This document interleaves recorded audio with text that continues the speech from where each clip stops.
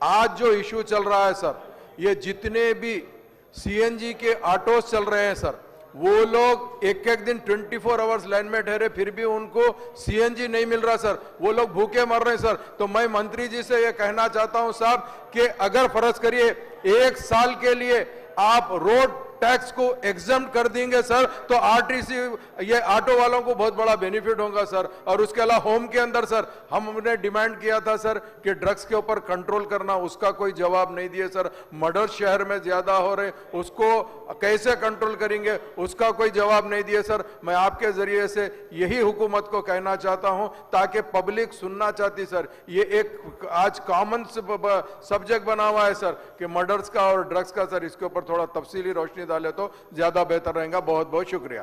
गौरव मंत्री गाరు సార్, గౌరవ శాసనసభ్యులు కూనంనేని సాంబశివరావు గారు అడిగినట్టుగా నేను మరి ఒక్కసారి వారు, ఎందుకంటే వారు కూడా కార్మిక పక్ష నాయకులు, నేను వారు అనేక సందర్భాల్లో ఆర్టీసీ కార్మికుల ప్రతినిధులతో మాట్లాడాం. నేను మళ్ళీ కూడా సభ ద్వారా వారి ద్వారా ఆర్టీసీ తెలంగాణ ఉద్యమంలో ఆనాడు ఉన్నటువంటి మొత్తం బస్సులు బస్టాండ్లకే పరిమితం చేసి నహీ చలేగా బస్ కా పయ్యా నహీ చలేగా అని ఉద్యమంలో గల భాగస్వామ్యం కాకపోయి ఉంటే తెలంగాణ ఇంత ప్రభావితమయ్యేది కాదు అనేటువంటి మాటను చెప్తూ వారి పట్ల పూర్తిగా ఒక ఉద్యమకారుడిగా 100% సానుభూతి ఉంది.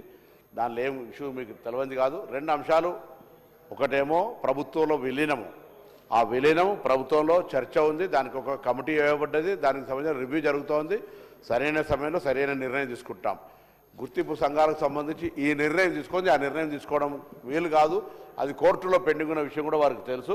కోర్టులో విలీనం అయితే గుర్తింపు సంఘాలు ఉండవు, ఓన్లీ వాటికి సంబంధించినటువంటి యూనియన్సే ఉంటాయి. కాబట్టి ఆ గుర్తింపు సంఘాలు ఉండాలా లేదనేటువంటి మాట కోర్టులో ఉంది. మిగతా ఆర్టీసీ కార్మికులకు నేను ఈ వేదిక ద్వారా గౌరవ సభ్యుని ద్వారా తెలియజేస్తున్నా, ఆర్టీసీ కార్మికులకు సంబంధించి ఏ సమస్య ఉన్నా అక్రాస్ ది టేబుల్ కూర్చొని ప్రభుత్వం తరఫున మేనేజింగ్ డైరెక్టర్ గారు కానీ సిబ్బంది కానీ మేము కానీ గౌరవ ముఖ్యమంత్రి గారి సూచన మేరకు ఆర్టీసీ కార్మికులు, తెలంగాణ ప్రభుత్వ కుటుంబ సభ్యులు వారందరికీ కూడా సమస్యలు పరిష్కరించే బాధ్యత మాది. ఇప్పటికే అనేకమైనటువంటి అంశాలు, పని భారానికి సంబంధించి కావచ్చు, రకరకాల అంశాలను మేము బాధ్యతగా స్పందించినాం. తప్పకుండా భవిష్యత్తులో కూడా స్పందిస్తాం. ఈ వేదిక ద్వారా, ఈ సభ ద్వారా తెలంగాణలో ఉన్నటువంటి దాదాపు 50,000 ఆర్టీసీ కుటుంబాలకు నేను విజ్ఞప్తి చేస్తాను, మీరు ఎక్కడ ఆందోళన చెందకండి. ఈ ప్రభుత్వం మీ పట్ల 100% సానుకూలంగా ఉంది. పాత బకాయిలను పేమెంట్ చేసినాం, కొత్త ఉద్యోగాలను తీసుకుంటున్నాం, కొత్త బస్సులను ఆర్టీసీలో మూసేస్తాము. సమ్మె చేస్తే కూడా పట్టించుకోకుండా, చచ్చిపోతే కూడా పట్టించుకోకుండా ఉన్నటువంటి విధానంగా మేము లేము. ఇవాళ మేము తప్పకుండా ఉన్నామనే మాట నేను మనవి చేస్తాను. అదేవిధంగా